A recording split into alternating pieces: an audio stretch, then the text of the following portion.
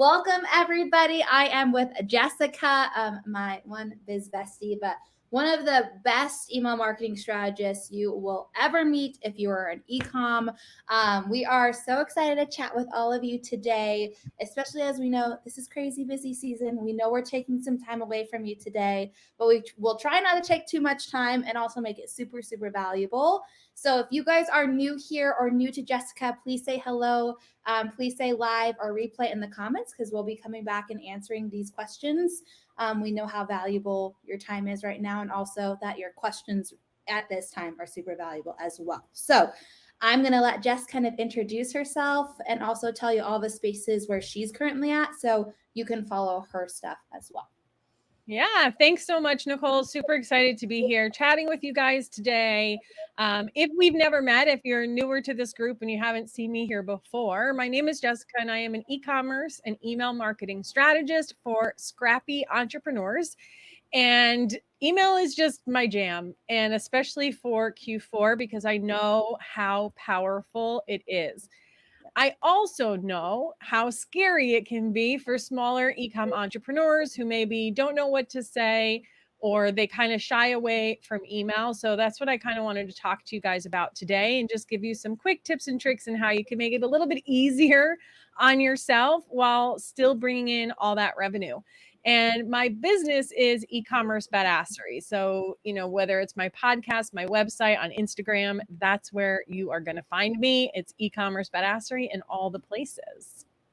I love it. And I know some of you who are popping on are probably service providers, but I have to say the tips that Jessica talks about can be used for service emails, right? Obviously, most of it is geared towards e-commerce and product buying, but I do want you guys to know you will learn a lot of tips, especially if you don't use email at all yet.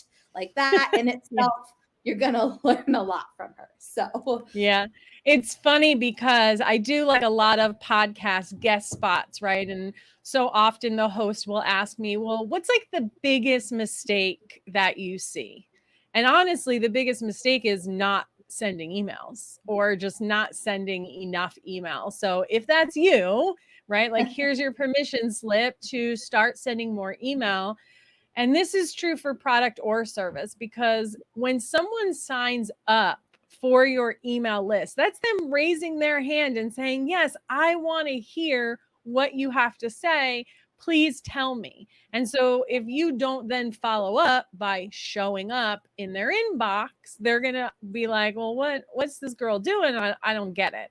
So we want to make sure that, think about all that time, energy, and effort you put into showing up on social. You want to be putting the same, if not more, effort into your email list, because it's a lot easier to convert those people who are on your email list versus those people who are just following and liking your photos on social. Not to poo-poo social, because I know that's, Nicole's jam, obviously, but it's, all of these pieces really work together. So like use social for discovery and getting people onto your email list, and then use your email list to sell to them. So that's just my little first tip there, is to send more email. Do you want me to just kind of like hop into them, Nicole? Yeah, I mean, I think that kind of this rapid fire, especially for those of you who are live or on the replay, will be helpful. Remember that this is your time to ask questions too. So if there's something happening within your email and you're like, what the hell does this mean? Ask it. We're here to help you. Jess knows just all of that stuff, so I know she's not going to steer you wrong with those questions. So yeah, I feel for me too, I mean, like on my end, since we're working with a lot of e-commerce clients at this point in time, I am noticing how essential it is for them to have somebody helping them with emails. Like, I think that's something that a lot of them are missing. So if there's a way that we can kind of like sneak that into the conversation for those who can't have somebody helping them yet, what's kind of the best route for them to go to at least get their full funnel in place so nothing's leaking? Yeah, great question. I think ultimately, like anything in business, right? When you can get someone to support you to make sure that you're being consistent and you don't have to be stressed out about it, like that's the golden ticket and where you want to get to. But in the meantime, email doesn't have to be a chore. And I think if we can just frame it as, hey, when I send an email, I make money. So I probably want to send more email.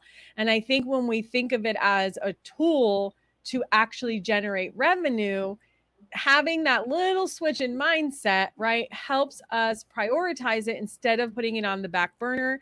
And you will likely find other things you do in your business that don't make you money that you can pull back on or let go of. And maybe it's something that you cycle in and out of during different seasons in your business. So we're in Q4, which means like pedal to the metal with email marketing.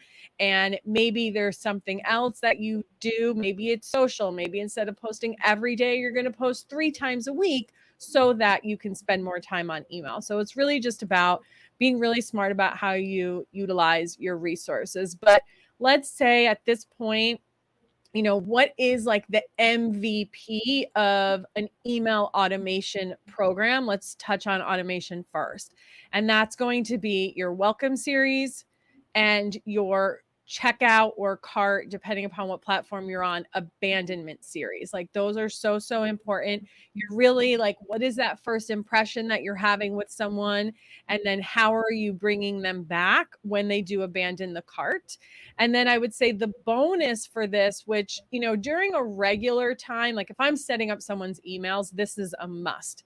If you have nothing set up, like I want you to prioritize the welcome and the abandon. And then if you have time, then I want you to go into that post purchase, especially because naturally during Q4, you're going to get new customers, right? People who are just discovering you, maybe your customers are talking about you through word of mouth. New people are finding you because they know you have this really cool thing that would be great for this person they want to buy for, right?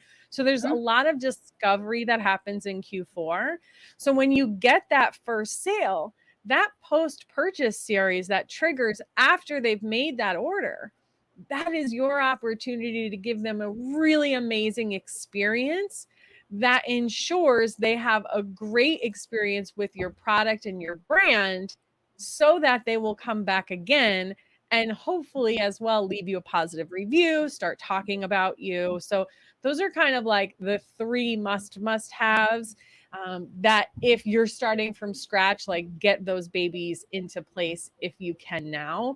But I think one of the biggest misses with email marketing in general, and especially for Q4, is your campaign sends, and honestly, just not sending enough of them. So I'd love to kind of just walk through whatever your sale or your promotion is. Maybe you're not doing a discount, but maybe you have holiday specific product that you're trying to sell through, right? So when you're thinking about your email calendar, you have the main days that this promo or whatever is live. Let's just talk about Black Friday because it's really easy for us to all understand. So maybe you're running a promotion from Thursday on Thanksgiving, which I'll tell you is a huge shopping day, Thanksgiving evening, through Cyber Monday. But you can't just show up on Thursday and be like, hey, by the way, I have this. Do you want to buy it? Right? We need to put in this runway of where we're getting people hyped and excited so that by the time we launch this product or we launch this sale, your customers, your email subscribers are just like itching, right? They're like refreshing their inbox, like, where's the email? I need the announcement. I want the code, or I want to see what the product is. And that's how you can get people to carve out time in their day to come and shop with you. So I'll give you an example. There's a jewelry brand that I shop with all the time. She's got a lot of profanity on her jewelry. And if you don't already know me, I have a big old potty mouth. It's kind of become part of my brand, right? Yes. And she announced that she was releasing wrapping paper for the holiday season. So initially, this year, I was going to wrap everything in like black craft paper and do like a black and craft kind of look for my gifts. But then she announced she was going to have wrapping paper. And I was like, all right, well, I'm not going to buy anything yet because I want to see what she has first. And so she was hyping it up for a few days. She also has a Facebook group attached to her business. She emailed about it. She talked about it on Instagram. She talked about it in the Facebook group. And so I was waiting for the announcement. Now, unfortunately, I happened to have been busy when it first went live, and she had 2 styles, one of which by the time I shopped later that afternoon was already sold out. So when I got to the website and I realized that one was already sold out, I ended up just buying like 3 of the other one, and I checked out with that wrapping paper before I even looked at the other product she was selling because I was like, I don't want it to sell out like while I'm shopping. I don't know how many units she has. Oh my God, I need to buy this. And then I went on to buy more of her, holiday specific items. So that's the goal, like the holy grail is getting your customers to the place that I was at and really understanding that this is like their one shot. So what does that look like? That looks like dropping breadcrumbs and teasing people, and maybe you're showing a little bit behind the scenes. Maybe you're showing them a mood board of your collection for the season. Maybe you're showing them like little bits and pieces of whatever the product is and asking them to guess what it is. Like there's all these different ways that you can engage your audience and drum up interest. And you can do that over email and over social. And then as you kind of drop those little teasers along the way, then you launch it, whatever that is, with that first email. And then the trick is the follow up, because the fortune is in the follow up. Now, you're going to see a ton of conversion on that first email if you get that pre-launch process right. But not everyone's going to see your email, right? They're going to be distracted by other things. So you need to make sure you follow up with maybe the people who didn't engage with the email the first time, people who didn't buy, send reminders throughout the weekend. And depending on how big your list is, like if you've got 10, 20, 30 plus thousand people on your list, you can send 2 emails a day. And that's what I've done in the past.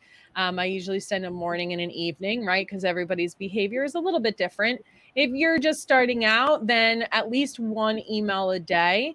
Don't be afraid about annoying your customers. Their inboxes are so flooded, friend. Like every retailer is sending them multiple emails a day. And if you don't show up every day, they're not going to see your stuff, right? So it's really just about being top of mind. So if you do nothing else, I want you to create multiple emails around whatever your promo is, whatever that thing you're promoting is, and just be really intentional about staying in touch with them. And don't be afraid to promote your stuff. I think so many small business owners are afraid to sell, but like you can sell without being salesy, right? You're going to position in how it's going to help them, or who is it really great for? Like, who does this make the perfect gift for? And just really paint the picture for them, and you're totally going to win. So I feel like I just rambled a lot. I see you guys are popping notes in the comments. So definitely go back and check those out as well.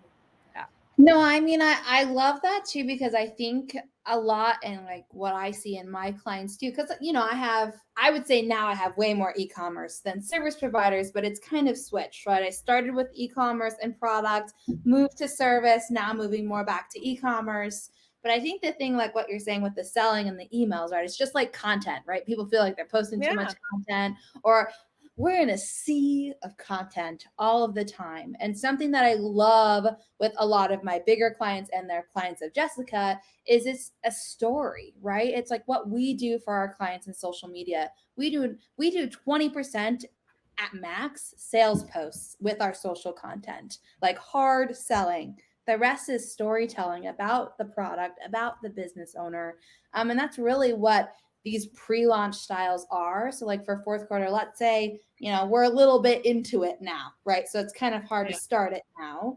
But something that we do for our clients is we have like an amp up month. And the amp up month is usually the middle of October to right now, where it's lead gen focused. And it's bringing people them into the space, right? Either our email list, maybe we're like, hey, we're going to have a huge Black Friday blowout, be the first to get the deals, right?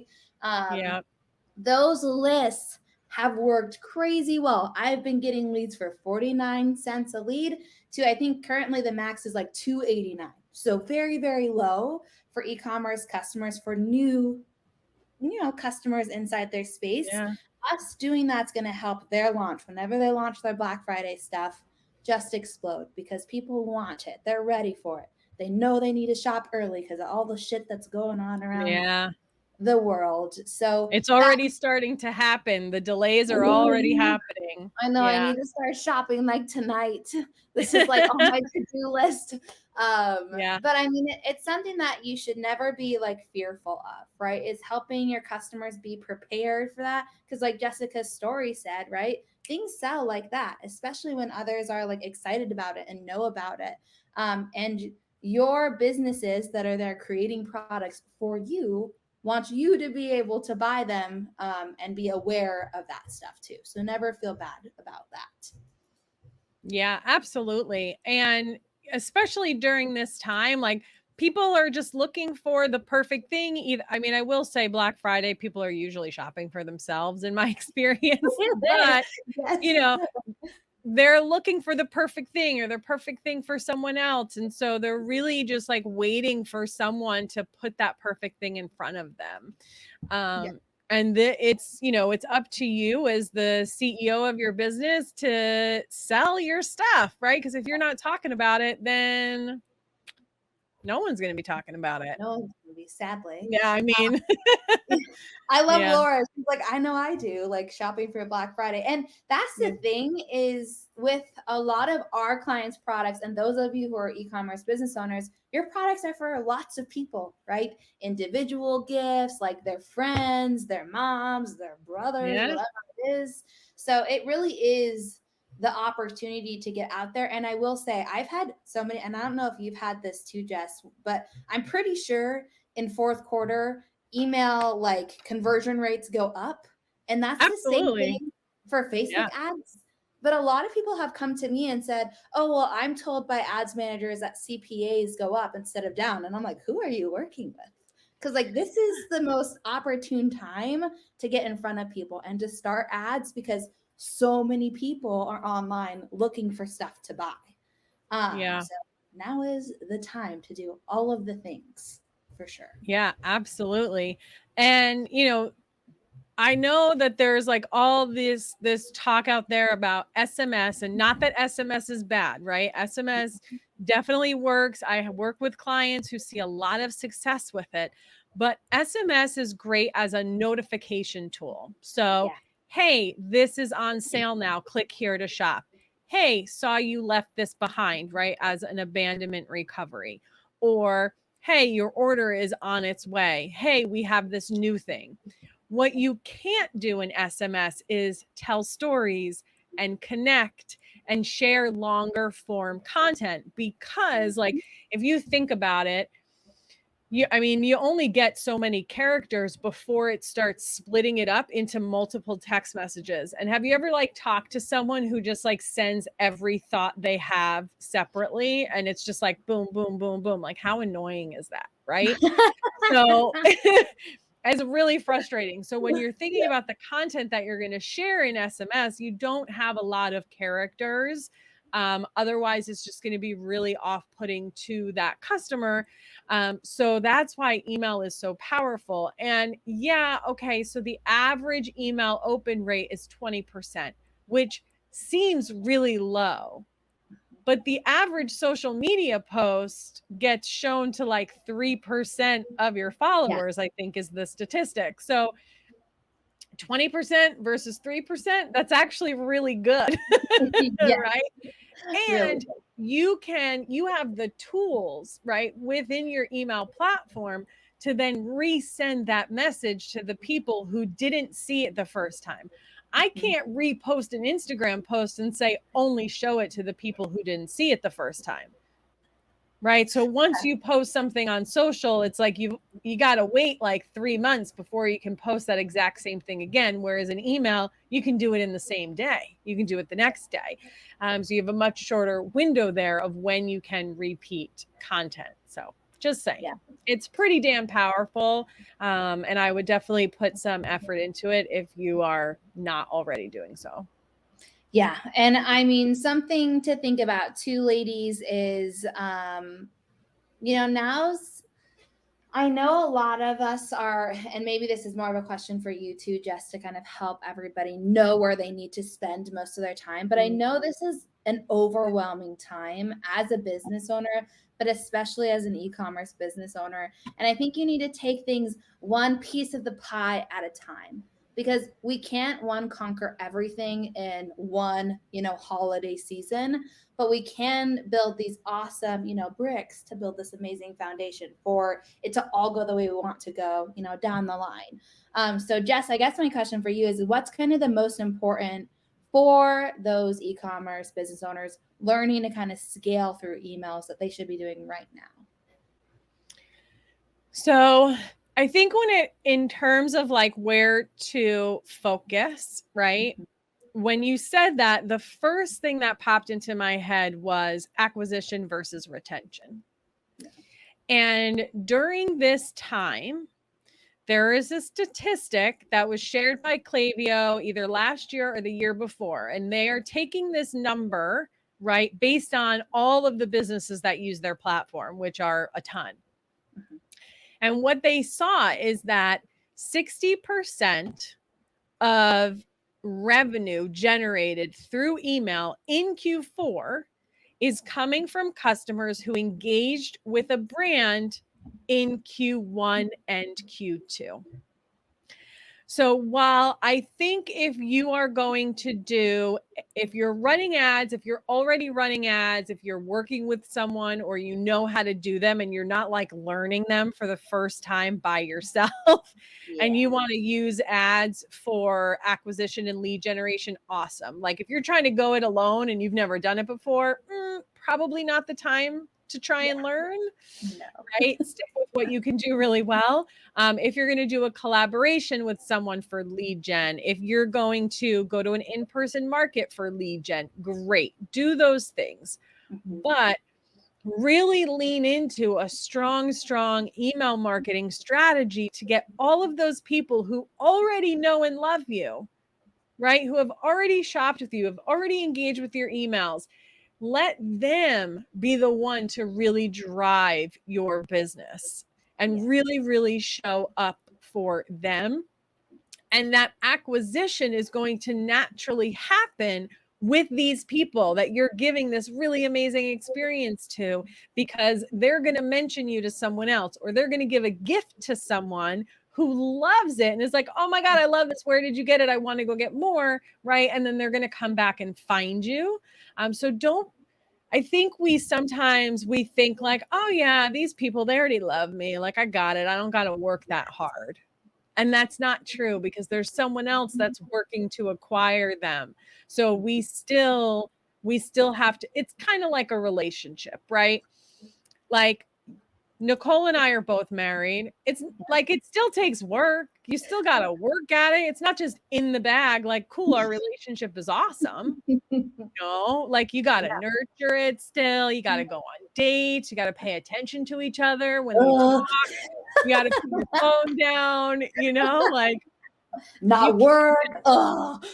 Yeah, like you can't just sit on the couch every night and watch Netflix together and like not even talk to each other. Like that is how relationships slowly degrade. And so the same thing is true with your customers. You have to keep nurturing that. And now is a really great time to do it. Yes, I was just looking at Laura's comment. So she said, so many emails I receive from companies I have subscribed and bought from are showing up in my junk folder. Any tips on what I can do to avoid my emails from doing the same? Great question. And Laura, I encourage you, when you are looking at these companies, to kind of look at who they are, right? Sometimes the bigger companies, because they've got millions of people on their list and they're sending multiple emails a day. And, for them, like if a couple of emails hit the junk folder, like it doesn't matter because they have so many other people on their list, like they don't care. And then on the flip side of that, you have the really, really small businesses who don't totally know what they're doing, right? And they're not necessarily doing it well. And they're likely in the junk box because they are sending to people who are not engaged with what they have to say. Yep. So the way you avoid the junk box is by sending to people who actually want to hear from you. And you have to know that churn in your email list is natural, right? People are they're going to age out of your product. They're going to become disinterested in it. They're at a different phase in their life. It doesn't matter to them anymore, but they don't necessarily take the time to go and unsubscribe from those lists that they're on, right? Yeah. Or, I mean, I have like an old email address that I don't use anymore, but I'll use it to sign up for stuff, but I don't want to see their emails all the time. So like the stuff just sits there and goes unopened, right? Or a lot of people will have that junk email address that they just use to sign up for mailing lists. So for you, it's to really make sure that you're paying attention to your metrics when you do send emails and that you are keeping with that engaged list. So typically, the people who have opened an email in the last 90 days or have just recently signed up for your list are going to be the most engaged people. Typically, the smaller your list, the more engaged they are overall. As you grow, you're going to find more and more unengaged people. And that's okay, right? So if you now, open rates are a little bit harder to judge now because of iOS 15. All of your open rates are going to be inflated. So previously, it was like, hey, if you have an open rate of 20% or more, like you're in the clear, you're good.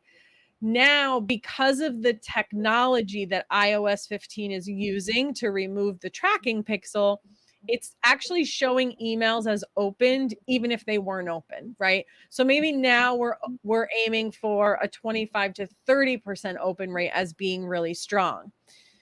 That, don't quote me there because iOS only affects iOS and it only affects the Apple Mail app, not the Gmail app or the Outlook app, right? So maybe we're going for 25. But what you can also look at is your click rate, right? You want your click rate to be around 3 to 4%. And that is like that's your click rate, not your click through rate. So click rate is based on the percentage of people who clicked compared to how many people you sent it to. Your click through rate is how many people clicked as compared to how many people opened it, right? So your click rate, 2, 3, 4% is good. Your click through rate, you want it to be about 12 to 14%. So as long as you are hitting those kinds of numbers, you have a solid list and you have an engaged list. If you see them start to dip below that, that's when you're going to have to really start segmenting out those engaged people, and that will keep you out of the junk box. What these numbers are telling you is who do they care about what you have to say, right? So the best way to keep people engaged is to create content that they want to read, that they want to hear, see, whatever. Make it about them, not about you, and what you can do for them and how you can support them. I think At this my is a good one too. Oh, yeah. Since my list is so small and they are mostly friends and family, I haven't been inclined to segment my list yet. Yeah, and you probably don't have to. You probably don't have to. So now that I know you did the market recently, right? You got some new people. So as you start growing it outside of that friends and family circle, that's when you're going to really want to start paying attention. And here's the other thing. Look at those metrics with your friends and family, right? Because maybe they're not opening the emails, and that's going to overall bring your engagement down. Don't be afraid to get rid of them if they're not engaging with your emails, or to remind them that they have to listen to it, right? It's the same thing with my husband. So he is subscribed to my podcast, and I'm like, I appreciate that. But if it's going unlistened to, like if it gets downloaded, but it doesn't get played, that's not a good metric for Apple, right? And they think, oh, this person isn't interested in it. I would rather have less downloads and more engagement of people actually playing it. It's just like being on social. If you have a lot of followers, but like nobody engages with your content, it doesn't look so good, right? So don't be afraid to get rid of friends and family if they're not opening and clicking your emails. Yes, I love that. And I guess Jess kind of, let's see. I'm going to have to remind my mom to click on my emails. Yes, exactly. Yes, I love it. All right, you guys, thank you so much. We'll see you soon. Bye, guys. Happy Tuesday. Bye.